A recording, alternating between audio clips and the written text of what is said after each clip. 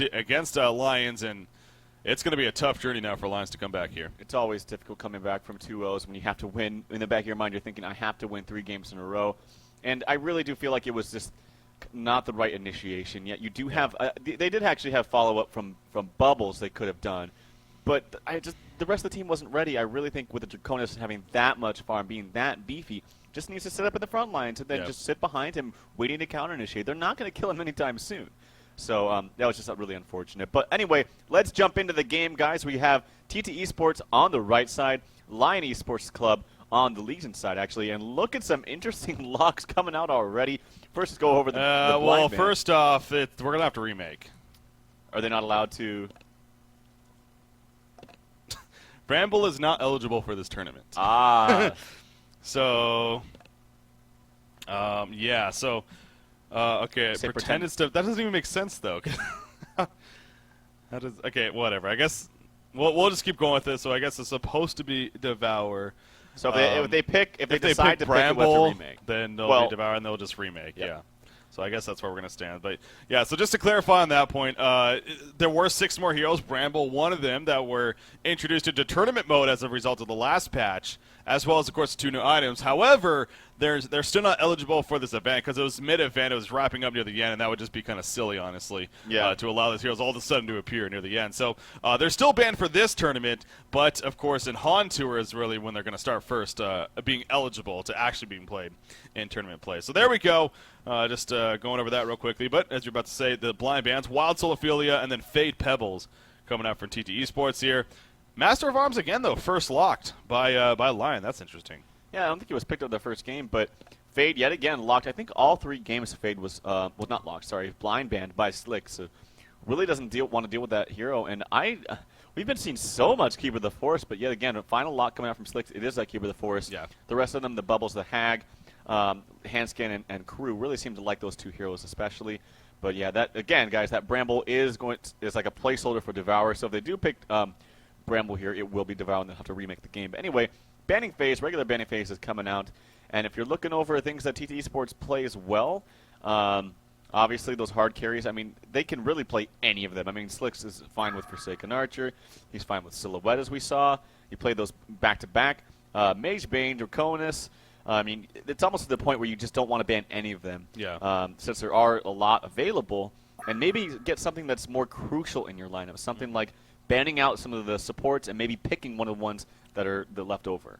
Yeah, so we'll see what Lions decides to go for as that route. They did first ban the Tundra, and then Parasite, the quicker response from Slicks coming out there. So Handskin going to think about it a little bit for his second of 3 bans. It is going to be Silhouette on top of that. There's the quick Plague Rider actually response to TteS Esports. Not too often you see Plague Rider. I guess that's a give and take, actually. But in this series, he hasn't been banned, I don't believe.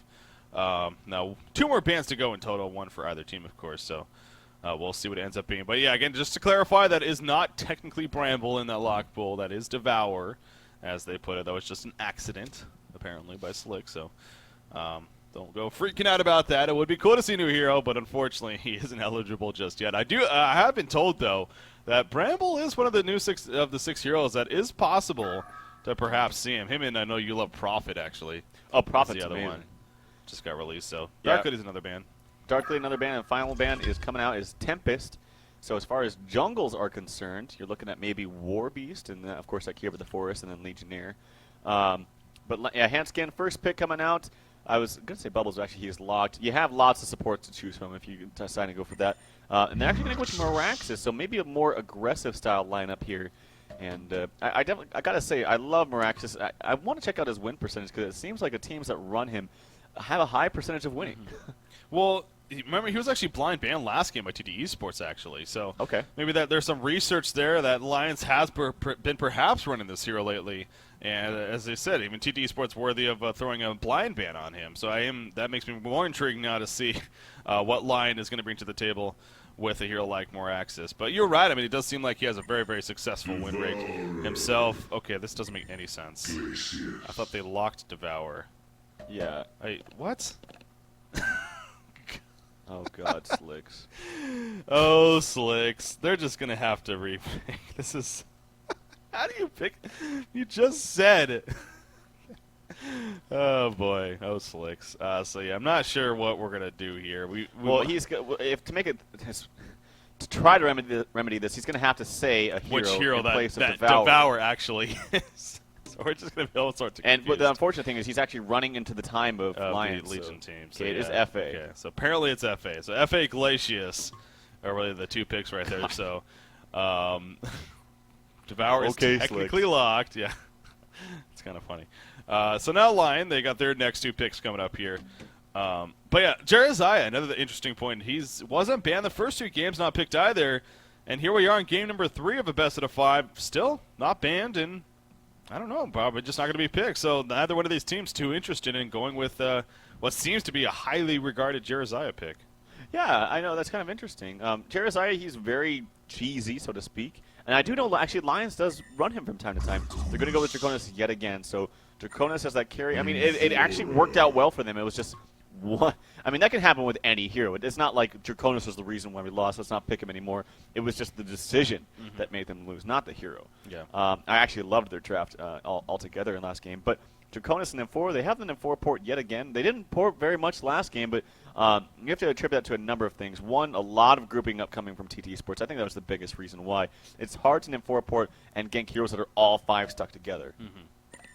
Hammerstorm going to be the final pick there from TteS Sports. This is going a little bit more old school in the lockpick stage, or lockpick mode especially, where really when it first came out, Hammerstorm was actually a hero that Slicks loves to run. Loves to run. Haven't really seen that from them lately, but he especially likes to play at a more of a carry style. Not really a carry style role, I guess, but more of an initiator, strong damage dealer in team fights. You know, being able to activate that ultimate. We see him go eventually even like an Elder Parasite.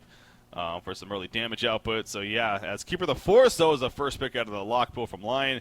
So now here we go from TteS Sports. Again, if they pick up Bramble, that technically means Devour, even though Devour isn't. So it's confusing, to say the least, if you are just tuning in. But hopefully we'll explain it. Okay, Magma's Hag, though, are going to be the final 2 picks here, apparently. Oh, this is Slicks' typical Mag-Hag combination. He loves the Mag-Hag combination.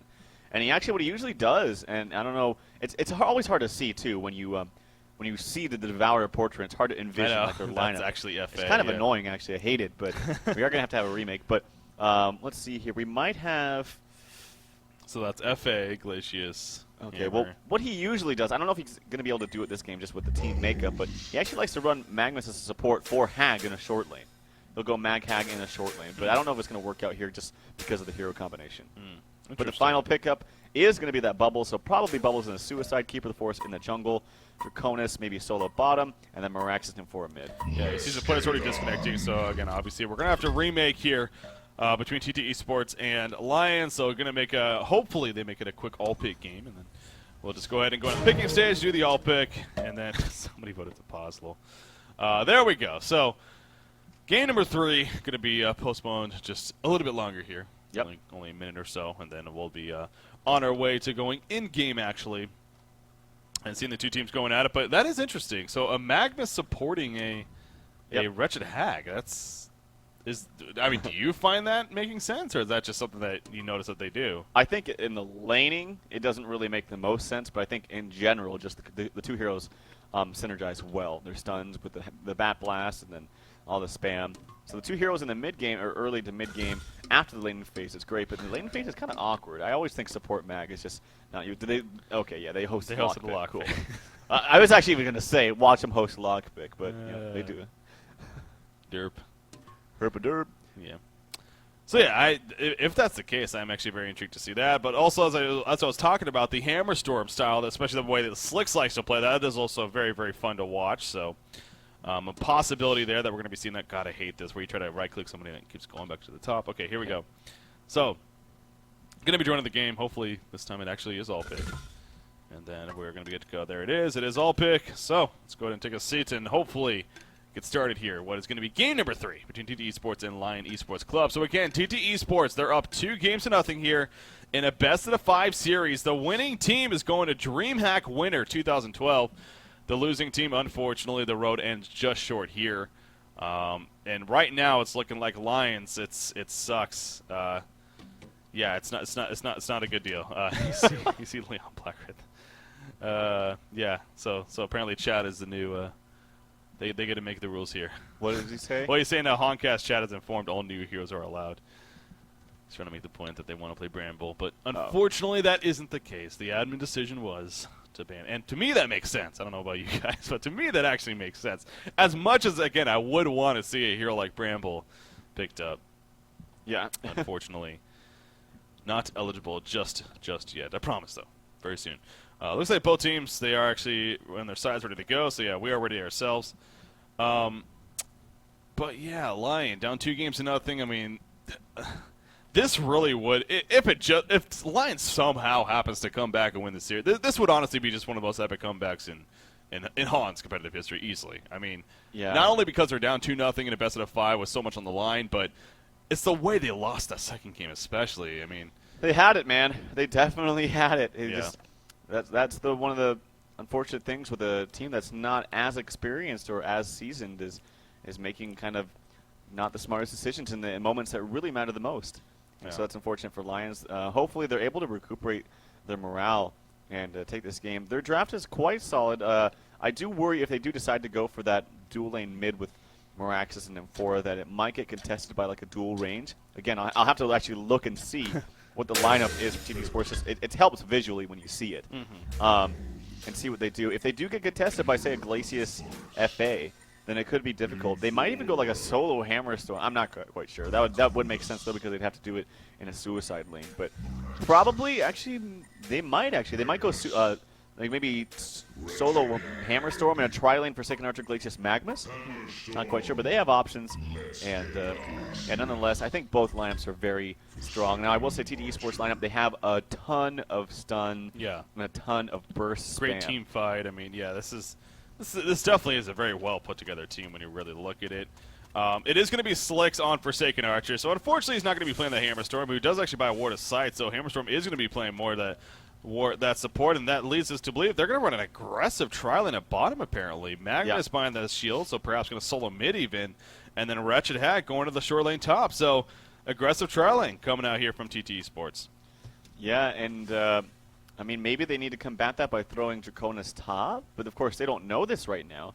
And if anything, they still need to make sure that their jungler gets a lot of farm. Whenever you have tri-lanes like this, that's why junglers are so great. They're so wonderful against tri-lanes. That's when we saw the junglers first come back into the scene, is because you have 2 supports that are getting absolutely nothing, whereas your jungle hero is basically farming almost as much, in some cases, if not more, than the free farming hero that the other team has. So they need to make sure that Keeper gets uncontested farm. It is being played by Hanskin. Actually, enforcing a little bit of trouble, but not going to get caught by that stun from Hammerstorm. It could have been deadly if he did. Yeah, that was getting close. But you see the UFO courier right here. It's actually giving them plenty of information. I believe they at least spotted a couple of heroes. And you see TT Esports, or Lion, excuse me, they are definitely reacting to it. I mean, it looks like they may be switching something up even. I mean, Bubbles looks like he's realizing what's going on. He may possibly head all the way to the bottom lane. Moraxis coming up top here. They're going to have Draconis mid, it even looks like. So, yeah, very interesting decision-making here. But, yeah, Lion's clearly figuring something is up, and, well, they're correct, obviously. So, going to make this exchange. We'll see now how TT Esports responds to this. See, that's the thing. It's like, okay, on paper it's great. We're going to throw our lane top. We're going to kind of man up and go long lane against this Wretched Hag. But 2 things. Are you really going to kill her? Is your Moraxis in F4 lane really going to kill a Wretched Hag? It's really hard to. So that's one kind of problem. The other problem is Bubbles, yes, he's against 3, and actually he's in a little bit of trouble there. He does get the Shell Surf, taking a lot of damage, actually, but he'll be fine. He doesn't have a health potion, actually, just the 6 Tree Eaters, so Jagged going to start the lane in a deficit for sure. The other thing is, are they going to rotate? Because right now, especially after that exchange, Slicks can do just fine soloing against this, and we're already seeing the early roam coming out onto the mid lane. This Draconis, he could be in a lot of trouble. The stun maybe from Magnus to set it up, and then the double stun combination from Hammerstorm and the Ice Imprisonment from Glacius could be his demise. Yeah, I think it is. I mean, he doesn't. Oh no, he's realizing something now. Whether it goes missing an action call or something, but I don't think they were spotted by this Ward of Sight. But yeah, they're missing right now, so he's tending to play a little bit more passive. So about a second ago, just before we went to him. I mean, he was actually pushed up a little bit, and it looked like they had a chance. But Glacius and Hammerstorm, they don't anymore. Draconis is just going to continue to play passive. But as we talk about all the time, I mean, even though they're not actually going in for a kill, it is ultimately forcing Draconis to kind of just sit back now and not get any farm, and allowing Leon Black and Magmus here to get ultimate free farm. So that's, of course, great news for TT Esports, and they'll gladly take what's going on right here, keeping Draconis locked down and free farm on Magnus. You mentioned Slicks against Jagged down here, Bubbles against Forsaken Archer, and Forsaken Archer, no doubt, winning this lane, definitely, especially with what happened early on when he took so much damage. But man, Draconis is just still sitting very passive, but he needs to. I mean, Glacius and Hammerstorm are literally camping him here in the middle lane. Well, it's fine. Honestly, it seems horrible. Yes, he's not getting farm, but it's fine as long as Keeper of the Forest is getting good farm, and if Moravis isn't getting good farm. Now, actually, Moravis does have 4 last hits, so that's the thing about this lane is, on paper, Miraxis and M4 is strong in the mid to late game, or well, mid game, I should say, when you get that portal key up in level 6 on Nymphora, but it really doesn't have that much potential for kills, in my opinion, especially on a Wretched Hag in her short lane. So Wretched Hag did use that Sonar Scream to get those creep kills. Actually, it's up to 8 now, whereas Miraxis is only at 7. The lane's pushing up a little bit. But yeah, that's really the biggest deal is they need to stop the farm on Wretched Hag, but this lane really can't do it. Oh, we see right there. It's going to be denied on that auto attack hit. So good job by Leon Black playing the Magnus. But yeah, I mean, Wretched Hag is just not having a bad time at all, as you're kind of talking about there. Nymphora going around the backside, but even Hag just kind of standing her ground and going to throw it back in auto attack. It's going to take the Zeal Sun right there, but hell, she just hit level 4, so by all means can hold it off. Bottom lane, Glacius trying to find this Bubbles. Bubbles going a little bit crafty. He's going to be frozen right there. In comes the Hamster Sun right before the shelter. Oh, no. Did he take cover? Yes, he did. Wow. Didn't even see the animation go off, but actually great take cover coming out right there, avoiding the Hammerstorm stun and ultimately staying alive as a result of that. So good job by Bubbles and even applying some, we canceled the mana potion right there on a Hammerstorm, so good job by him in the end. That is a good job by him, and this is the thing, when you have this tri-lane, both Glacius and Hammerstorm are going to be so gimped. If they're not able to find kills, that they're totally wasted. Their time is just going to be completely wasted. That frees up a little bit of time here in the mid for Draconis. Obviously, Magnus can't get like a solo kill or anything. It's not like a Pebbles that gets a huge head start and then you're 1 level and then you have extra farm over like say a Polywog. We see Polywog mid a lot, and then can get a free solo kill on him. So he's gonna be fine. But yet again, the roam's still coming out on Draconis, but he's got word. He's his presence of mind is high. As he's sitting back actually really far away from that tower, does not want to get ganked here, and that's a smart decision from him. Yeah. Again, the real big deal, though, is that Hag is getting actually good farm in the short lane, and again, you just cannot simply kill him with this Nymphora Miraxis combination. Look at actually how much damage and pressure he's applying to this Miraxis. He is going to pop a health potion, though.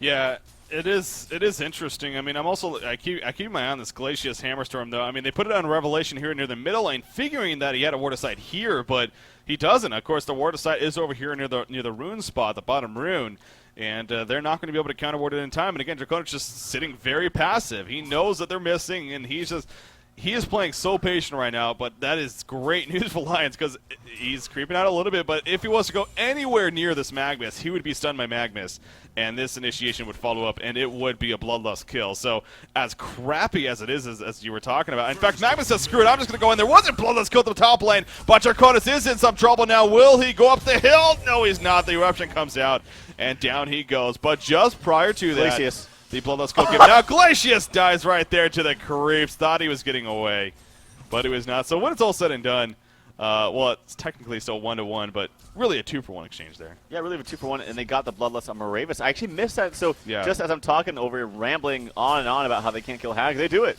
So, again, my curse is coming out this game, and it seems to be, if you don't know what that is, it seems to be whenever I talk about a hero or setup that's not working out, it ends up working out. Shut up. Or if I talk about how much it is working out, they fail somehow. Yeah. So early Ghost Marchers actually picked up onto Miraxis. That's not what we normally see. We normally see the Steam Boots. It just seems to work out because you need to have that extra mana pool for all the axes that you're throwing out. So wants to play a little bit more aggressive, and I can't say I blame him. It does give him good damage. How about that, though, for Draconis? I mean, literally, what more could he have done? He's just sitting, hugging the cliff in his jungle, and they just decided to dive him. Like, there really was nothing more he could do right there. Maybe, at the very least, he would hope that maybe he got TP support, but there's obviously, it just wasn't ready to happen, so that was just a crappy situation for him. But at the same time, TteS Esports, they took advantage of an open situation like that. Granted, Glacius did die shortly after, but at least they got the kill. So yeah, Draconis really struggling there in the middle lane, to be expected. On the other hand, Slicks on Forsaken Archer, yet again having a great game. 30 and 18 creep farm, tied with his Magnus actually, also 30 and 18 actually. So that's kind of interesting. But you said Bloodless kill did go to Moraxis, being played by Hanskin here. And he's farming 310 gold per minute. Oh, Krebsen, excuse me. Wow, yeah, Krebsen is actually... Did they switch that up? Yeah, they did. Okay. Did he actually draft? No. Okay, so it's just for the all pick. Yeah, that threw me off guard. All right. So, yeah, anyways. The thing I think is most interesting is that Krebsen played such an amazing bubbles the first game, just doing a really good, second game, doing a good job of staying alive, and actually switched it up. Now Jagged is playing this bubble, so kind of some reversal in roles here coming out. Forsaken Archer being very aggressive, wants to push this tower, and they actually might get a dive onto Bubbles. They know he's here now. If he's able to get away, look at Glacius, see where Glacius' positioning is, and actually it's just not the best. I think that if he kept moving, actually, he walked backwards. So, of course, he doesn't have boots, so kind of unfortunate. They do get a tower kill, though, and that's really what they were there for. Yeah, and you see the gold lead all of a sudden jumping up to 2,000. However, the top tower also being pushed, and there we go, the top lane being pushed in favor of the Legion team. Magma is chasing back Draconis, actually doing a good amount of damage to him right there and getting him to fall back, but it ends up being a one-for-one tower exchange between the two teams. And actually, Keeper, Moraxis, and M4, they might even keep a little bit of a push here going. Hammerstorm in the meantime finding Draconis in the jungle. He's only level 2, but Draconis below half-life is going to be able to get away, though. Just quickly uses the Blazing Flight and sprints away. But the top push will continue, apparently, in favor of Lion. They're going to try to really get some damage into this tower, if not even drop it, if TT Esports chooses not to defend it. But it looks like they are. Maybe not. There was some money sending up. But Legion team, Lion says it's just not worth committing to it. They're going to fall back, for now at least. But we'll see what they find out. They're going to stick around. So they want to find an opportunity here. Yeah, and actually they might see this Hammerstorm come up in their field of vision. That ward was placed on that cliff. Hammerstorm is actually going to run the safer route, though, around the back end of it.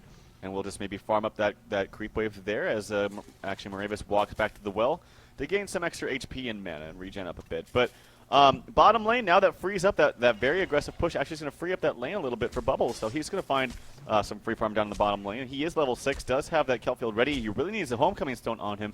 And actually, Nymphora does get some boots of her own. Doesn't have level 6 yet, and I imagine once she gets that up, it's probably going to be. Well, actually, no, yeah, she's going to get that up before Moraxis has his portal key. Yeah. But he's well on his way. Just needs about another 1,000 gold. Yeah, that's of course very good news here for our Legion team and Lions. You know, not necessarily a pebbles in that sense, but getting that early portal key can really start some great team fight initiation, especially if you can get some good synergy. You know, with him and Keeper the Forest coming in. Something like that, and especially having an M4 to port you around. So, yeah, very, very good news there. And again, they're going to come to the top lane, though, and they're going to push the secondary tower. Now, their middle tower is being pushed in themselves. Magnus is already porting back, actually, to the top lane. And definitely, TT Esports is going to look to committing to setting up a defense here. So, Lions, they need to spot this quickly, or else they could be in a little bit of trouble themselves. Wretched Ag kind of going on the side. You got Hammerstorm, only level 3, but he is also here, ready to go. Magnus, though, just going to use a Steam Bath, kind of clear out the creep wave a little bit. And once again, Lions will fall back. Going back to the middle lane, though, Slicks applying the auto attacks. The Skeletons on the tower. This will fall unless we see invulnerability. Yes, there's invulnerability. Ports are starting to come in. Will they commit to the actual kill? Will it be denied? It will be a kill, but at what cost right here? The Kelphin holding them in place. There goes the shelter ported for Second Archer coming in. There's the root, but the Hellborn team reacted. But Moraxis lets them know who he is. Down goes for Second Archer. Magnus though coming in. Leon Black trying to make some big plays. That Bat Blast hitting 3 heroes. Will it be enough for any kills? There's Sonar Scream on top of that. Just not barely enough just yet. Steam Bath coming out. Moraxis somehow still alive. He will finally fall, though, to Moravis with the Bat Blast on top of him, and also Keeper the Forest gets picked off. So when it's all said and done, that worked out fairly well for the Hellborn team. And you said last game, Slicks is knowing to buy back early. He just bought back right there, by the way. He did just buy back. Okay, well, totally wasn't worth it at all. All the kills already happened, so that's unfortunate for him. That's actually a big deal. I mean, that gold is really gonna hurt you a lot. I feel like they really needed not Moraxis, but Draconis there. Now, I know he was getting gimped in the mid, but you need to fight those engagements with every hero, especially with all the stuns and early aggression coming out from TT Esports. I feel like if you stop them early, you're going to win late with the Keeper the Forest, with the Draconis, with the Nymphora even. So, yeah, that's unfortunate for them. It was good, though, for them that Slick spot out, but nonetheless, TT Esports definitely came out on top right there. Well, LG on Draconis. He is going to try to pick up his farm a little bit here at the bottom lane, pressuring the tower, even clean up the creep wave. It has surpassed the 200 gold per minute mark, so not remotely close to where he was last game, but obviously the situation this time around it definitely makes sense. But he's going to continue to farm his way here at the bottom side. Needs to be a little bit careful not to overextend here, because although he does have support nearby, he could be bursted down if he's not careful. As you keep going back to this Hellborn team, they got a very aggressive, really not even necessarily bursty team, and they got some good burst damage, but it's a lot of crowd control in the end, so you got to be worrisome of that. But he's fine for now. He does notice, you know, at least Magnus is up here at the top side, and of course Hammerstorm and Forsaken Archer are also up here. So feeling pretty confident that they're not in a whole lot of trouble. We do see why Talaba, he's actually going to fall back. He got a ward of sight down actually here. I wonder if that was spotted. So maybe it's going to be counter-warded in the near future. But Draconis is done with that. He's instead going to go to the jungle, and they're going to continue to stack and get some triple stacks here and even a double stack perhaps. So Draconis will start to jump up a little bit in GPM now. Yeah, and actually there's the portal key picked up by Magnus, so that's going to be really deadly for them. Yeah, there's just so much AoE magic damage and teamfight coming out from Hellborn's side. So when they do start getting those big pickups like that portal key, it's going to be really hard. It's also going to, shout out to Moon Meander, open up the map for Forsaken Archer. You constantly gank as for, and actually there's the portal key coming into play right away for Bubbles. He's not able to, actually does use a take cover for the Hammerstorm. So actually he's going to live right now. Maybe a couple more auto attacks. Magnus is in a little bit of trouble. The stun comes out. They actually do get a kill onto Slicks. Now they're trying to pursue this Magnus. He does use that ultimate to do a little bit more damage, but I think Leon Black is going to be fine. So a big turn right there. They were not able to get that kill onto Jagged, and good job by him for getting that take cover during that Hammerstorm. Yeah, you know, I'm nothing wrong with what Leon Black did right. I mean, that was a great initiation. He used a surprise portal key who thought he had a sure kill with a Forsaken after follow-up. Even the piercing arrows used. I mean, I thought for sure that was a kill myself. But Bubbles, you mentioned the take cover at the last second, and then the great support by Lions. Everyone porting in, especially that Keeper of the Forest, because the root came out. It stopped the piercing arrows, even if it wasn't going to be stopped already. But and then, of course, locked down Forsaken Archer to set up the turnaround kill onto her eventually. So 1-for-0 exchange there. And they saved the tower on top of that. So really very well played coming out for Lions Esports Club right there.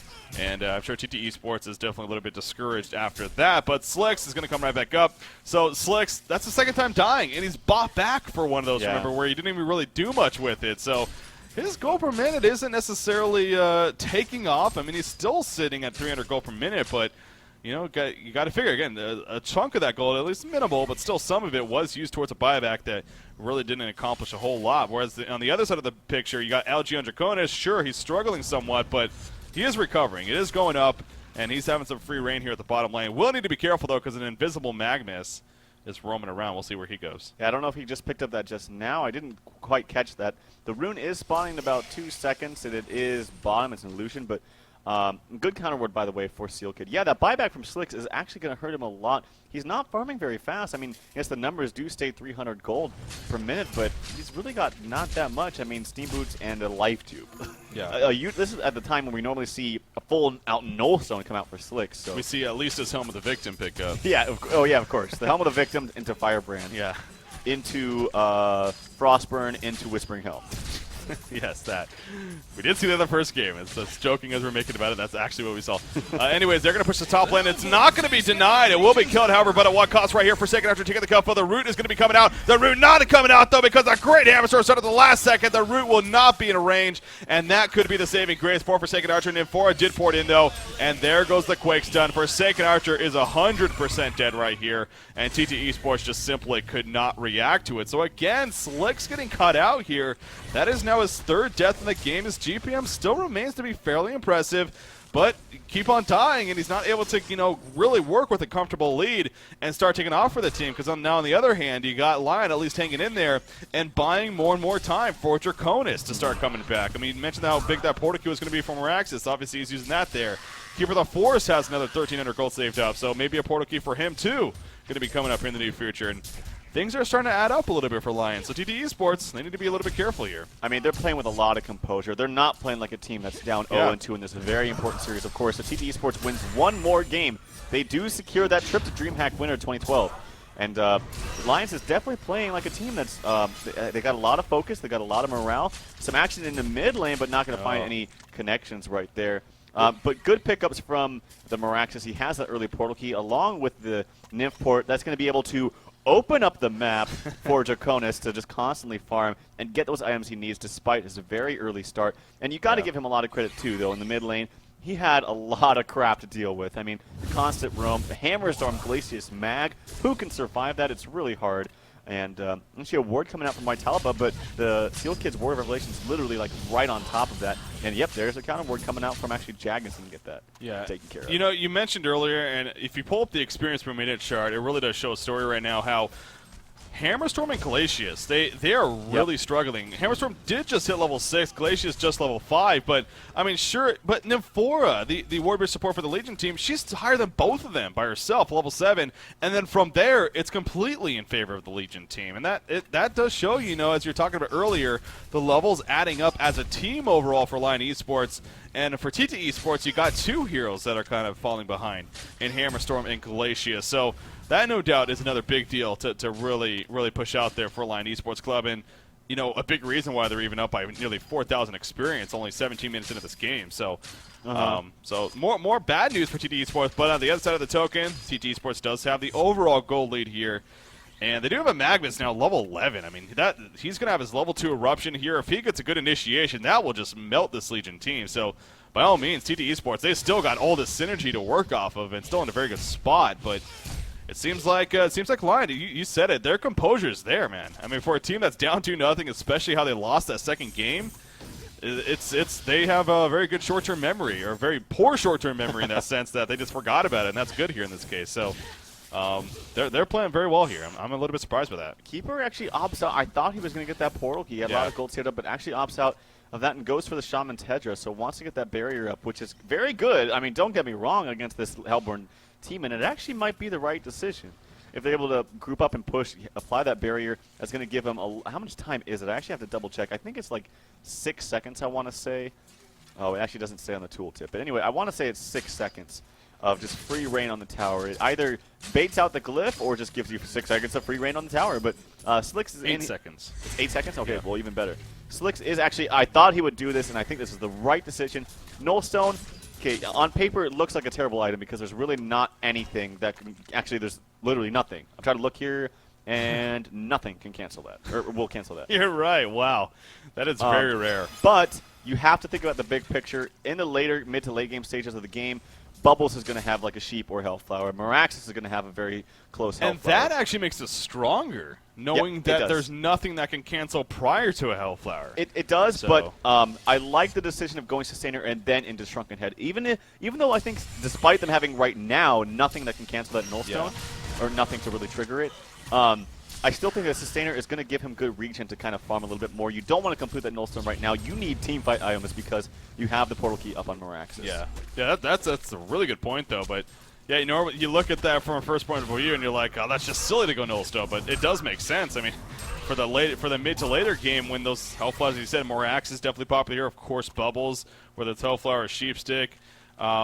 Knowing that they have no other way to get rid of a Nullstone other than the item is huge, actually. So that could be a very, very useful tool for Slicks in that mid to later game stage. But yeah, going the Shrunken Head first after the Sustainer allows her to get that regen, and she's definitely been using that to clean up both some Ancients and maybe a little bit of the jungle even, as well as just naturally the creep waves. I mean, her gold per minute right now, she's still tops. Yeah, Slicks is still tops. I mean, despite being 0-3 and 0 here, he's still farming 380 gold per minute. This is just what he does. But look at Algae on Draconis. Again, at a horrible start because of the lane situation, but he is now all the way back up to 330 gold per minute himself. He has Sustainer as well, the Steam Boots, and he also has nearly 2,000 gold saved up. He's on his way to purchasing a Blessed Orb, actually, so Nullstone in the near future for him now. So, yeah, see, this is the interesting thing to me is that Miraxis did go the Ghost Marcher, so wanted to be a little bit more aggressive with them. Then gets the PK, but now is going towards that Helm of the Black Legion. I feel like you can just kind of skip that step. Actually, pardon that thought, as Draconis is getting initiative down here on the bottom. The Nymphport's coming out. He will fall. If the Nymphport does come out, no, it is canceled, and actually Bubbles in a lot of trouble. But no, he will be fine. He doesn't have a Shell Surf. Actually, and the Magma Stun does hit him. There's the Haunt as well from Hag. He's trying to take cover, but there's just nothing doing. Actually, Keeper does invis him. Do they have Revelation? No. No, they do not. So actually, Bubbles will be okay right now. It's a good job. Good response coming out from him. They might want to go for a turnaround. I mean, Kelfield is down. They don't have Draconis, but they maybe want to catch a straggler here. You got Miraxis coming over. Going to avoid the Tundra Blast, and actually in the end, they are going to fall back. But you talked about Miraxis a little bit right there, how he went the Ghost Marchers, Portal Key, that definitely speaks. Very aggressive early play. By the way, Keeper the Force getting caught right here. Magnus actually portaling away after stunning in, though. So not committing to anything, but both teams want to make something happen. Glacius going to be jumped in the end, and Glacius will fall. The Arcane Shield activated. I don't know if it absorbed anything. I don't believe it did, but it guaranteed the kill onto Glacius right there. So when it's all said and done, Lions actually did get a pick off. Granted on Glacius, but hey, at least they got something. And Miraxis actually cleans up what was, I believe, a double, if not triple stack. So that is interesting, though, that he's now going to Helm of the Black Legion to go for more beefy presence. But in the end, still will be very good for initiating in team fights. Yeah. I think, though, like, if you just save yourself a step, go for the Steam Boots, you're going to be pretty decently tanky anyway. Obviously, you don't need to worry about that much of building a tanky nature on him because of his ultimate. It makes him so tanky regardless. That's why I really feel like the Helm of the Black Legion pickup was just kind of a waste of gold in my opinion. But if you went something like Steam Boots and then a Hellflower, yes, Forsaken Archer could go for that Nullstone eventually, but right now, obviously, he's not. He's building that Shrunken Head. He's going to have it in about 200 gold. And like I said before, if they don't have a Nullstone especially, Hellflower and Sheepstick are great tools against heroes that build Shrunken Head. Yeah. Yeah, very true. So, but he does finish the Helm of the Black Legion there. So we'll see where he goes from here. But yeah, you got to think that Hellflower possibility is perhaps that next item of choice going to be coming out for Krepson, playing that Miraxis. In the meantime, though, Slicks will continue to clean up some Ancients here. He's going to have a Shrunken Head here, actually, once he kills this last Dragon Master. Trying to slay the dragons here. But Slicks will be the Dragon Master in the end. Don't know where I'm going on with that. But Hammerstorm is level 8. How's he doing? I mean, he's got a Mystic Vestments, he has a Mana Battery, and a Steam Boot. So Riser's recovering in that sense. The experience from Minichar, pulling that up again. I mean, still overall slightly behind, but they are recovering at least. And it is showing, especially in Hammerstorm, he's now tied at level 8 with Nymphora over there, but still a little bit behind. Not exactly where they want to be, of course. So. Then you have Draconis. He is, again, on his way to a Nullstone, so a little bit later than he wants, I'm sure, but will eventually have it. Wretched Hag picks up her second Arcana, actually. So Hellflower going to be the works for TteS Esports, being played by Moravis there on the Wretched Hag. And there's the Shrunken Head finished on Forsaken Archer. Yeah, she has the Shrunken Head. Draconis very close to that Nullstone. Actually, a decently timed Nullstone, considering, I mean, we talked about his horrible start that he had in the mid. Barrier Idol now finally purchased onto here with the Forest. I mean, I talked about how it's good. It's going to mitigate a lot of damage from the Hellborn team, but I really still feel like having that portal key earlier could have benefited his team a lot more in certain situations. Having that jump potential, additional jump potential with Miraxis is very, very strong. Yeah. So I really hope he goes for that afterwards. The barrier is going to be great for this team, but they need to make sure they group up and use it at the proper time. Here we see some stacking of the Ancients right here by Miraxis. Going to do that. We'll see if he eventually looks to clean it up, or maybe is going to give it to Draconis. We saw earlier the jungle stacks, they were actually cleaned up by themselves. They just didn't want to wait for Draconis to resurrect. But the middle lane, there's several players here for TteS Esports, so obviously Miraxis was aware of that, and he's going to start falling back. Forsaken Archer going to pour bottom in the meantime and continue to farm that lane. The tower is in deny range now. Oh, he needs to be careful. It's going to be close. He needs to wait for the last catapult. Oh, wow. And vulnerability was even used at the last second right there. That was interesting. It is going to be denied, though, in the end by Forsaken Archer. So, yep, that was close. And some Ancients are being tag teamed here by Leon Black and Riser. And Miraxis, in the meantime, he's taking some damage. They're doing some Ancients of their own. This is double stack, though. Bubbles actually went for the Ghost Marchers and then also the Grave Locket. And has a lot of build-up items. He's got the Charge Grave Locket, Power Supply, the Bottle, the Mystic Vestment. So a ton of little small items. Doesn't quite have that portal key yet. On his way, about another 700 gold or so. And that's going to be a great initiation tool along with that Miraxis. They really do need that portal key up on him. I was going to say, I mean, Draconis still doesn't have his Nullstone, but he just delivered it right there, and he has another 800 gold saved up. So, yeah, he's, again, as you stated earlier, I mean, this actually is not bad timing, considering the circumstances early on. And he's now taken over the top farm on the team, and he's catching up to Forsaken Archer. Yeah. He really is. I mean, he's only about just over 30 gold per minute behind now. That Forsaken Archer. Do you see at the top lane, Magma stunned into all the minions here for Keeper of the Forest, but Keeper of the Forest is just going to fall back. And he will be fine as he just runs away in stealth mode. But, yeah, just it's somewhat similar to last game in that sense, where they had, of course, Forsaken Archer, who was farming up, or no, Silhouette last game. They had Silhouette farming up crazy last game, but eventually Draconis surpassed him. And got really crazy, but obviously we know the end result there. But still, you need to be a little bit careful if you're TteS Esports and always keep that in mind. Wretched Hag, though, she's got to be getting really close, though, to finishing the Hellflower. Right. But yet again, just like both earlier games, we're in a phase now of more of a sit back and farm here, going for those really, really core items here. Yeah, again, I feel like with the Nymphora and having that early portal key on Meraxis, they could have done more with that ultimate. I really do. And I think it comes down to just aggressive warding. Their warding right now is very passive. It's very safe. And they can't really do anything with that. Well, actually, the portal key is now picked up on Hammerstorm, and he's quite beefy. He's a support. Yeah, he's only level 9, and he was kind of playing that secondary support route, but he's still got 1,300 HP. Yeah. So he's hard to gank. He also has investments as well. So the time of ganking with Nymphora and getting free pickoffs is kind of past already, so that's unfortunate. You're going to have to wait till Nymphora gets to maybe level 11 until you can port maybe Meraxis plus, say, a Bubbles. Yeah, having Nymphora, of course, is very, very powerful for that situation, but we'll see. Haven't had any of that just yet, but as you said, level 11, maybe that key moment. Bubbles is heading back to base. Speaking of him, and I believe he's going to purchase his portal key right here as soon as he gets back. In fact, there we go. So portal key purchase now on Bubbles, being played by Jagged this time around. You do have Draconis, another 1,900 gold saved up, so doing what he does best. Gets one item and then well on his way to the next one here. Farming now 360 gold per minute, but Forsaken Archer still overall leading the way. It looks like, I mean, I guess we can't be certain, actually. It's possible she could now look to finish that Nullstone, or may go into another style. Maybe that Firebrand, as we see from him, of course, or potential Frostburn, something like that, so we'll see what Slicks ultimately decides to do here. They're going to go for Conger, though, as a team, apparently. There goes the Hellflower finish on Wretched. Actually, they have that now as well. They did a very good job of counter-warding and warding around the Conger pit, because you can see right here the Legion team does not have any clue, except for now, as Bubbles spots them with the Shell Surf. But the question is, do they feel confident that they can stop this? So far, they are kind of porting on over, and it looks like they're running over. Forsaken Archer does have a double damage read. In fact, he just purchased a Firebrand there. And we are coming up to what possibly could be a big fight. So again, this could be a little bit risky. 28 minutes in now.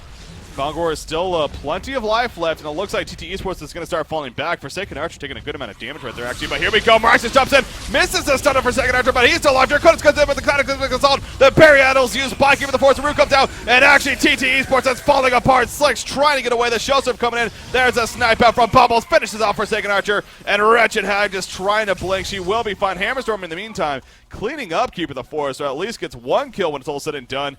But no doubt, Lion Esports Club comes out on top of that fight there. That barrier idol was a huge reason as to why they actually won that fight, because had he not popped it, Keeper of the Forest would have died before casting that ultimate, and that ultimate, no doubt, is what set up all those kills. So barrier idol coming into play here strong, and I wonder if he actually bought something else, because I feel like he spent some gold and had some gold, but good job there by Hanskin specifically. Yeah, that was huge, huge, huge, of course. I mean, Meraxis, it looked like it was going to be a little bit ugly of initiation, because Meraxis completely whiffed his Quakestone, I believe. He's going for Forsaken, missed it. But in the end, you said the root, I think, was the big deal, definitely, as he was barely able to get that off in time. So, again, worked out very well for Lions in the end. Look what Bubbles and Nymphora are doing right here. What are they trying to do, actually? Oh, they're going to catch Glacius out of nowhere, and now Glacius is probably going to drop. Yeah, Glacius is dead. You see Hammerstorm running over. He does with the portal key, but it's just not worth it. Not able to get there in time.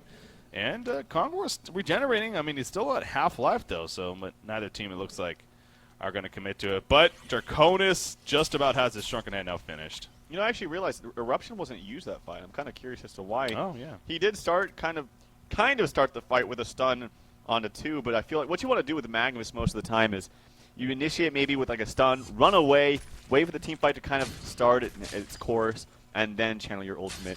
And unfortunately, he wasn't able to do that. Maybe he got caught, but I feel like he had extra time to kind of recuperate after that first initial stun and then get that ultimate off. But that definitely, if he got cast that, that's a lot of damage on Magnus, especially when that's really kind of your farmer in this game.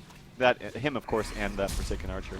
All right, so here we go. Back to Conger we go for TD Esports, but they're standing right on top of a Ward of Revelation. So obviously Lion knows, but it is happening quick here, ladies and gentlemen. The Hellflower was even applied, and they are not going to be able to react to this in time. TD Esports will get the Conger kill. And now this is the dangerous spot if you're Lions. You don't want to commit now because you have that token of life to deal with, and they are going to fall back as they should. But, man, TD Esports, that was somewhat of a risky move, but they came through with it. Yeah, they have the Hellborn position. And honestly, right now, a token of life is not the biggest deal in the world. It's not going to be a deal breaker for them. And Lions, they shouldn't worry about that at all. I mean, they're at a very comfortable lead, actually, almost 10K. They're at 9,100 experience lead. A smaller gold lead, but definitely still there at 3,300. And they don't really have to worry about that. I mean, still, Forsaken Archer, yes, has the token of life and the struck head, but she's actually not that beefy right now. She's easy to take down. And Meraxis, I wonder what item he's actually going to go for, but if he does go for a Health Flower, obviously the Nullstone is not up yet on Forsaken Archer, and that would be very, very strong against them. Yeah, 3,200 gold, he said. So definitely intrigued myself. Of course, having that Portal Key on Keep of the Forest now, another initiation tool. And then there's good old Draconis. He is well on his way to his next big item, which, once again, very likely could be a Savage Mace here. So all across the board, not looking too shabby here for Lions. In fact, they do have the lead according to the stats as well. 3,300 gold lead, 9,100 experience lead. You talked about Nymphora earlier. She's still level 9, so trying to still hit that level 11 mark. But even now, she could still port around with maybe more access by herself. But there hasn't just been really much of that. And maybe that is because the TTE Sports not giving them much opportunity or whatnot. But really haven't been taking advantage of Nymphora in that sense. But Draconis is cleaning up the creep waves here at the bottom. Maybe trying to bait out a little bit even as Meraxis is nearby. But actually, Magma's going to come bottom, bottle a regen rune, then head back towards the middle lane. Leon Black, he was off to a huge start here. I think he was even nearly 400 gold per minute at a point for TTE Sports early on in this game, but obviously has trickled off quite a bit. He's now only 2-1-3. Yeah. Only 5 hero kills total for TTE Sports, actually. And this is a very aggressive team. It's we quoted on that. I mean, this is a very aggressive. They got a lot of crowd control to work with. They only have 5 hero kills, 32.5 minutes in. 5.5 kills. No. Yeah, and I don't know. I actually see that he used a buyback as well. I don't know if you remember that. I didn't catch it, though. Oh, wow. No, obviously we know Forsaken Archer did it way earlier, but yeah, was it in the last team's fight? That could have been, I guess. I don't know. I don't think so. I feel like if it was, his ultimate would have been used. So I think it happened earlier. Unfortunately, I missed it. So I apologize for that. But the Ghost Marchers and the Portal Key is now up onto Keeper of the Forest. And actually, that's what Riser was kind of alluding to when we were talking, of course, specifically about Keeper versus Tempest. But he was alluding to the fact that, you get Ghost Marchers up on Keeper. You can do a little bit more in the team fight rather than just sit back and wait ult. Yeah. And so he is going to have that to work with. He's hitting for, how hard is he hitting for? I'm just kind of curious. It's 138, so not bad. You compare that to Forsaken Archer, who's hitting for like 153, so she's not hitting that hard either. Yeah. So it's not bad. Now, again, an interesting decision here by Lion. They actually commit the triple stack changes to Meraxis. He just farmed all of it. And, I mean, look at the gold that he has saved up now. 4,700 gold just about. Oh, but look at the middle lane. TTE Sports looking to make a push. Forsaken Archer in the front lines. Again, has that token alive for still 3.5 minutes plus. And the rest of the team is basically already here as well. In fact, Geometer's Bane also just delivered to Forsaken Archer. So TTE Sports feeling that this is a chance here to make something big happen. Dracona's still farming a little bit in the jungle as well as this bottom creep wave. He'll have about 2,000 gold. You'd hope for his sake, though, he just saves it up because there's a possible big fight going to be coming up and may need some buyback. But they're going to somewhat commit to this secondary tower kill. You see Crippling Volley even used right there by Forsaken. Are we going to have a jump from the Legion team? Not just yet, because Draconis is still not here, actually. He's still pushing the bottom lane. And obviously, for TTE Sports, you're noticing that and saying, all right, well, we're just going to keep going ourselves. So finally, he is starting to fall back, but they did lose a tower right there. Are you fine with Lions just giving up a tower like that? Yeah, I mean, they don't really want to fight against the token. I don't blame them. Yeah, I know that they can probably burst him down maybe once and twice after that, but she just bought an item. She's sitting at a comfortable spot right now at top farmer in the game, actually. 432 does pull ahead of that Draconis, but yeah, they just don't want to fight against the token, as simple as that. Yeah. Well, Whispering Helm purchased by LG, actually, so that's the route he goes right now, at least on Draconis. Maybe Savage Mace is going to be next in line. Hellflower was straight up purchased by Meraxis. Right. And you stressed on that earlier, how big that is against this Hellborn team. But if that Nullstone is eventually picked up, which it very likely could be next even for Forsaken Archer, that will nullify. Hence the Nullstone here against the Hellflower, because they literally have no ability. I mean, I'm keep double checking that, but there is no ability here. Bottom lane, yeah, Magnus actually getting caught out down here, and he will just get destroyed. Interesting. I don't know. I'm not even sure why he was down there. I actually just caught that when he said it, but. Rianbrack was down there. Actually, the ultimate was used by Handskin. I don't think that was necessary at all. I think they had more than enough damage to take him out with that Hellflower, especially applied on him. So kind of unfortunate, because if you think about that, I mean, you might think, well, it's okay. They just want to secure the kill. They could have got a tower at the bottom easily if he had not used that ultimate. Now, of course, the token of life is up on Forsaken Archer, but I feel like they could have got a free tower had that ultimate still been available, because if they're trying to push, they would be like, well, Keeper doesn't have ultimate, or Keeper doesn't have ultimate, we have token on Forsaken Archer, Magnus is up in 20, let's try to initiate a fight. So kind of an unfortunate situation right there for Handscan.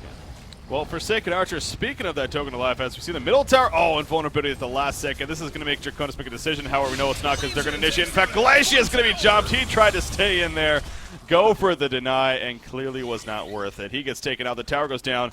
And now with a man down, our Legion team can very likely push. You stress, though, they don't have Kelfield or Root just yet. Kelfield will be coming up in 10 seconds. Root will be down for another 25 seconds, though, on Keeper of the Forest. But Draconis going to just quickly clean up the creep wave with the Blazing Fly. The tower is just dropping quickly. But here we go. Leon Black jumping in. The crippling volley. The piercing arrows on top of that. Bubbles will jump in as well. The Kelfield coming out in the background. And Wretched Hag towards the party. But there's the Golden Dargon right now from LG. The Cataclysmic Assault. Down goes Wretched Hag. Forsaken Archer just running away. Hammerstorm getting caught. Will he fall? There's the Eruption being channeled. The level 3 Eruption hitting Draconis, actually. A decent amount of damage right there after the Shrunken Head wore off. The Nullstone being deactivated. The Root coming over, giving the Force, but Draconis in so much trouble. Can he stay alive? No, he cannot, but he got to kill Hammerstorm just before. Nim4 trying to pour down. That ain't going to happen, though. Nim4 will fall, and Moraxis is also going to be caught. It looks like he runs back in, maybe to do something, but that Glacial downpour on top of everything else, just too much. Wretched Hag, the only one to buyback right there, and a Genocide coming out for TteS Esports. They get the buyout from Moravis. I can't stress enough. Had he not used that Keeper of the Forest ultimate bottom to kill Magnus, that would have been a one fight for Lions, honestly. Yeah. I was just waiting. Keeper of the Forest was just waiting and waiting to use that. It was still on cooldown. It is exactly why they lost that team fight. Yeah. Well, it's, you called it. You really did. He said that could definitely come back to bite them in the ass, and sure enough, right there. But at the same time, if you're Lion, why are you pushing? Why are you pushing if you don't have a Keeper of the Forest ultimate? The couple was just barely coming off cooldown. I mean, could you argue that they shouldn't have pushed there even? Right. Yeah, that would definitely be the safer route. I mean, they felt like, okay, they got to pick up on Glacius. They did still have some ultimates up, and maybe they just thought they were beefy enough to just get the tower and back. It probably was the smart decision to take the safer route and just not even try it with the ultimate being down from Keeper. Also, they should have known, too, that Forsaken Archer had the token for like a very limited amount of time. Yeah. And that should have been the key, the key factor in thinking we should not push here. Forsaken does have 4,600 more gold saved up, so we talked about, possible just going to be Nullstone finishing with a sustainer, but at this rate, she easily could have had it by now, but of course there's always buyback opportunity too, and he only has that one buyback left, so possibly he's also saving up for that, but I don't know, we'll see. Maybe it could just be straight up Demonic Breastplate as we saw last game as well, or the previous game I should say. I think that was game number 1 at least. Bottom lane, they port with Nim4 on top of Hammerstorm, and he is absolutely dead, so good job. We talked about this earlier, especially once he hits level 11. That's something that they can start really taking advantage of, porting in the 2 players with him.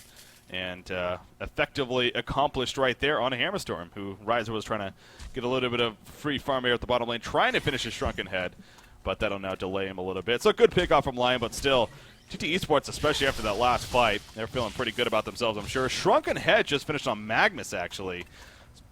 So he has that now that he doesn't need, and also one on Wretched Hag even. So they have 3 Shrunken Heads now, 4 soon on Hammerstorm, as I just talked about. He's in the works of one here. Wow. So yeah, they are making sure to be magic immune here. Magic immune and the ability to get out of that Keeper of the Forest ultimate. Normally, though, like with Keeper of the Forest, you do want to use the ultimate a little bit later. It's also a great tool against Forsaken Archer specifically because it does cancel that ultimate. Sometimes, I gotta say, that ultimate is ridiculously hard to cancel because it's like, if you don't move, the ultimate is directly right on top of the hero. Can't click it or anything. And all you're doing is clicking the hero sometimes, and actually in full, the Savage Mace is purchased by Forsaken Archer, so gonna have that to work with. I mean, that's great pickup. It's wonderful. I still think actually Nullstone would have been great here, seeing how the only ability, actually now Storm Spirit is up onto Bubbles as well, but if you have that Nullstone to be able to completely mitigate that initiation from Moraxis, but nonetheless, Savage Mace, he's going to be dishing out a lot of damage. Yes, he is, and it doesn't look like they're going to get involved in a team fight anytime in the near future, so again, it's not the biggest deal that he spent all his money doing that. Is going to start farming up some more and perhaps going to have some of that buyback money. Again, he is only down to 1 buyback as a result of buying back very early on in this game, which didn't really result in much. But still, I think TteS Esports is in control right now, but it's a very You know, it's a very faint control. It's not like it's, again, overwhelming by any means. Lion definitely still has, by all means, chance in this. In fact, they're still leading in experience. The gold is just practically at this point of the game, and that's practically identical, really. So, Draconis, he has 4,600 gold saved up himself, so perhaps a straight-up Savage Mace also going to be purchased. You remember last game, he did eventually go the Symbol of Rage, but wasn't even able to use it. And, you know, wonder if that's in the back of LG's mind, you know, with an item like that, if an on-use item where you don't want to panic and use it. How many Shrunken Head charges does he have, by the way? Okay, he's only used one so far, actually. So, oh, we have a... Apparently they thought they were ready, but I guess not. In fact, Draconis is just sitting here, so something tells me LG was still AFK.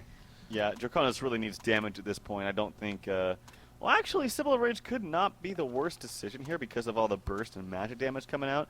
If you're able to live, say, the jump potential from Hellborn, and if you're able to live that and then actually come back and get full HP from that Symbol of Rage, it actually could be quite effective. But I think really they need damage, especially on this Forsaken Archer, because if you just ignore him in fights, that is the wrong decision to make. You cannot ignore Savage Mace, Forsaken Archer just constantly beating on you. Yeah.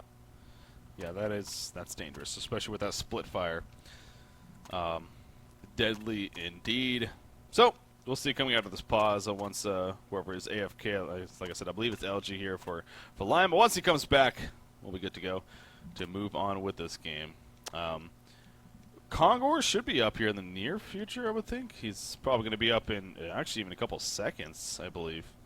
I know Forsaken Archer had that token of life barely wearing off in that last team fight, so yeah, I believe Kongor should be coming up the very most a minute here. And you do see TteS Esports obviously near that area, so maybe keeping that in mind as well. You mentioned the Storm Spirit that was picked up on Bubbles. He's also level 16.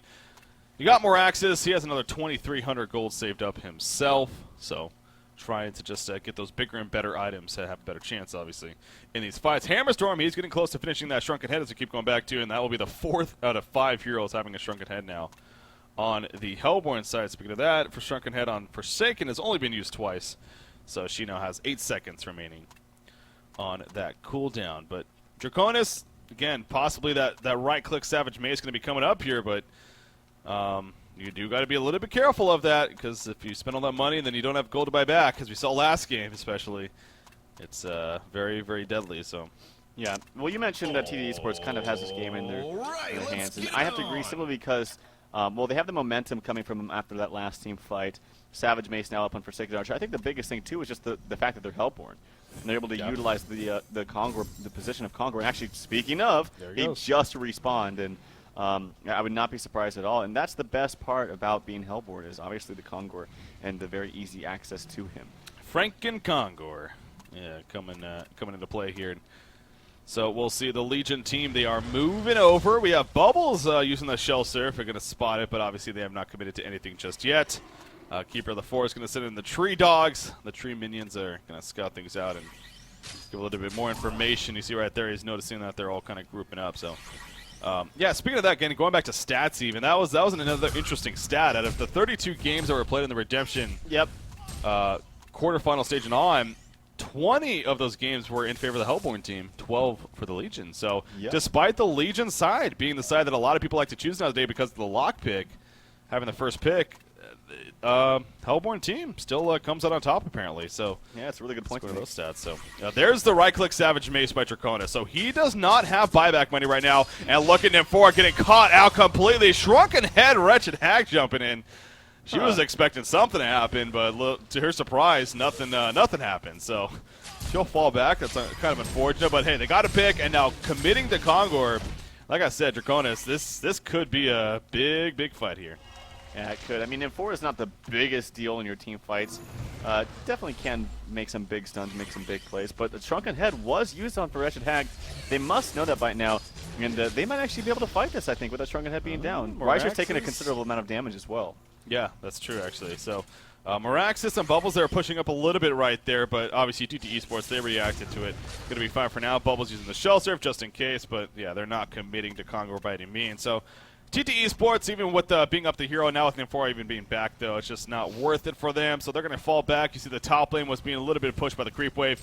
Magmus quickly picks it up, though, and will prevent the tower from taking any more damage. So back to farm we go, and that's really good news for Lion because, like I kept saying, the Savage Mace was right-clicked there by Draconis, so at least he wants to try to save up for some buyback money here. But look at this. They're going to look to maybe initiate. No, that's a Portuguese by Hammerstorm away. He's stuck. Yeah, and he's now stuck in the trees. Okay, yeah, he's going to get out. Draconis thought he might have had a chance, but not going to happen. Both teams, though, continue to be somewhat close to each other. Moraxis, he's maybe looking to bite on an opportunity. Forsaken Archer pushing up. Here we go. Hammerstorm dropping it on and keeping the force. There's that counter coming in. Magnus jumps into their Golden Dragon. The Cataclysmic Assault coming out. There's the Eruption on top of that. Shrugganet is still activated. Draconis holding his ground for now and doing a lot of damage. Bubbles in the background get a Storm Spirit. He's now in a little bit of trouble. Moraxis and Magnus going at it. So far, though, it's a 2-0 exchange in favor of the Hellboy team. The Magnus, or the Quake Stun from Moraxis completely misses right there, and Moraxis is in a lot of trouble. Draconis is just going to port away with full life and more than enough mana, but nothing more that he could do. So now TTE Sports winning that fight, and on top of that, they're going to get Concord. You can't have your keeper die like that early. He needs to be the one to stay in life. He needs the one, especially when you have a portal key, you need to stand far away. You cannot be clumped by your team, and they found that the opportunity, they found the opening, and they executed it perfectly. So hopefully Keeper in the next time is able to keep his distance and still get that ultimate off. I don't even think he got the barrier popped as well. I don't think he did. That's huge. I mean, when you spent like 20 minutes in the game, in the first 20 minutes of the game, farming an item like barrier, you would expect it to be important and really needs to be utilized. And if you're not able to get those things off, it's a big deal. Yeah, all the credit to TTE Sports. Like you said, they saw Keep the Force push up, and probably themselves, they were a little bit surprised. And figured that they could have jumped him and started that initiation, locked him down as they have mass CCs who keep going back to the southern side. That they did. And Keep the Force, I believe, too, he didn't even get off the barrier idol, and that's huge, let alone the root. So big deal right there, and TTE Sports winning that fight. So now, before is a little bit of a mixed opinions, so maybe a comfortable place to be for TTE Sports, but not enough. But right now, they're definitely in a very comfortable spot. And there's the Nullstone finally purchased by Forsaken Archer. So he sat on a sustainer through 3 other big items and finally picks up the Nullstone, but now he has that to use against the Moraxis Hellflower, perhaps the Bubble Storm Spirit.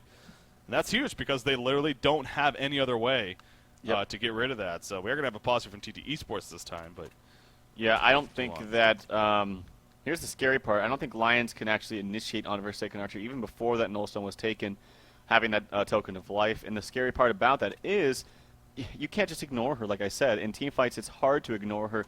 What they're going to have to do now is kind of try to disable her, but at the same time going and trying to kill, say, the Hag and the Mag. But that's way easier said than done. Yeah. They're definitely not out of this. It's a about 7K gold and experience lead for TTE Sports, but definitely that token plays a huge role in these upcoming team fights. Yeah. Well, Forsaken Archer gonna roam through the jungle a little bit, maybe trying to catch somebody as a team nearby, of course, but not going to find anybody, as you see on your minimap. Instead, Lion going to go all the way to the top lane, actually, it looks like. They're going to try to roam through the jungle and try to maybe pick off some heroes themselves. But Keeper the Force spotting several heroes in his own jungle with his minions here. So they're very aware of where they're at. And yeah, they're just going to go straight for the tower, actually. They're just going to go straight for a backdoor tower here. The tower is very low already. And this should be a very quick tower kill unless we see what vulnerability ports. No, we're not. You're going to expect the 4 hits later.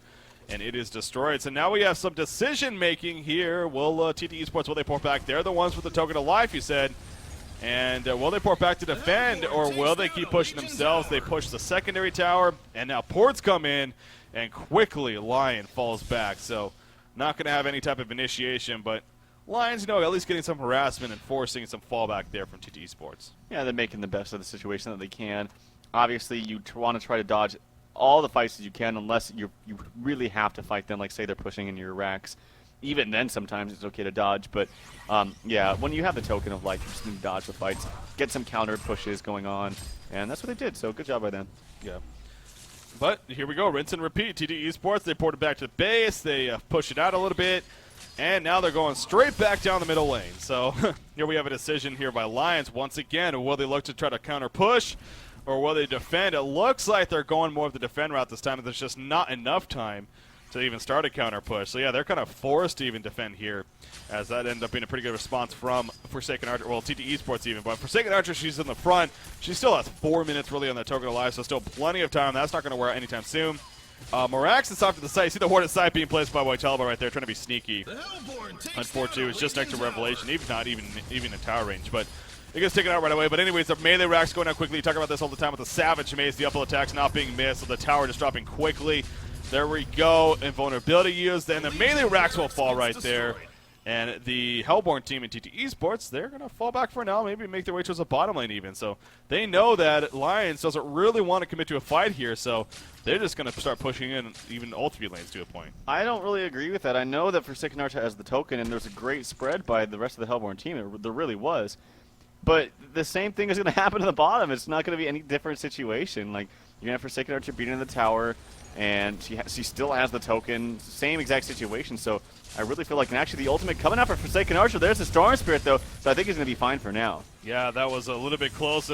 No follow-up, though, really. So Dracona's still sitting here. He's trying to regen a little bit with that Whispering Oath. But again, the uphill attack's happening, and Forsaken Archer just sitting here as if, yeah, you have to do something if you're Lions here. In fact, Draconis again gets caught. He's already at half-life. Magnus jumps in. Draconis is going to get bursted down before he literally does a thing. He buys back immediately, so he's back in this fight. Eruption going to be channeled by Magnus, and here comes the Eruption. Now the Shrunken as well is used already by Draconis, so now he needs to be careful. He'll take a stun from Magnus. Hammerstorm chasing him. Wretched Egg also here in the background. Forsaken Archer just pounding an auto attacks. And ladies and gentlemen, it looks like TT Esports is on their way to DreamHack winner 2012 as they are well on their way to defeating Lion here in a best out of 5 series. They just absolutely clean up, and it looks like, again, it could be coming out soon here.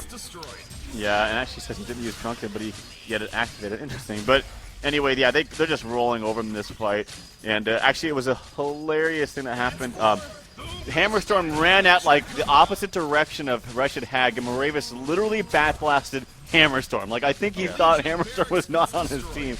Really fun to watch. There's a GG well played. So we do have yet another team decided in going to DreamHack winner 2012, and it will be TT Esports. Yes, it will, and very deserving at that. So of course they'll join who got it as a result of yesterday win, Gary Johnson 2012 here from the Destination DreamHack event. So they're going to be joining them out of this specific event, a DreamHack winner 2012. Again, it is official. TT Esports going to be going back. And, you know, I must say, obviously, when you look at TT Esports and this team, how this is a team that, you know, technically it's not the same roster by any means, but in a sense, they are back-to-back runner-ups at DreamHack. I mean, of course, Frenetic Array formerly, and then most recently TT Esports at the recent event. So, in that sense, it is good to see them back to kind of, you know, trying to use that experience and perhaps reclaim not only the runner-up, but even winning the whole thing this time around. Yeah, of course, I'm sure that's what they're ultimately going to be looking for, but big win for them, very deserving, and I'm sure, to say the least, they are really happy right now. Yeah, definitely. I really do like the way Slicks has been drafting, at least in this series. Mm-hmm. It was just, I don't want to say more standard, because I don't like, you know, everyone just doing the same thing, but he has been known to draft some kind of questionable drafts, but this just, everything seemed to work out. Every draft had a plan, and it was very clear from the start. So good job by him, and congratulations yet again. Of course, the Lions, unfortunately, they weren't able to get a game here, but, I mean, they still looked very strong, and I hope to see good things for them coming out in Han Tour. Yeah, of course. I mean, the Lions, no doubt, this is a team. I would find it very hard to believe that they're not going to be diamond even right off the bat. I mean, this is a top 16 team easily, in my opinion, and I'm looking forward to seeing how they fare in Han Tour. But clearly, you know, they just simply got outplayed today, outmatched even against TT Esports, and sure, both teams very deserving to be here in the first place, but TT Esports, you could tell they were really hungry for it, and they gave it their best effort. And as a result, won the series 3-0 here in this best out of 5. But, I mean, looking at that, though, you got how close this really was to perhaps being so much different. I mean, sure, Game 1, for the most part, was pretty deciding, but Game 2, man, I mean, Lions had their chances to win that game, and you can argue they really should have won that game if it wasn't for an unfortunate throw even at the end. But so that put them up 2-0, and